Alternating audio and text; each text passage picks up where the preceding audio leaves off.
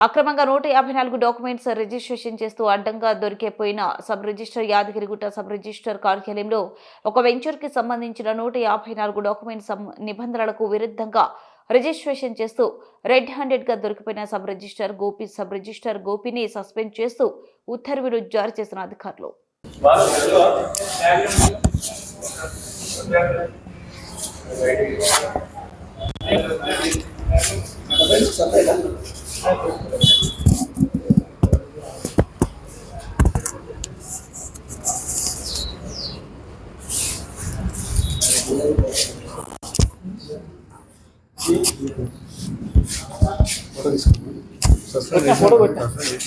suspend చేసిన ఇప్పుడు ఈరోజు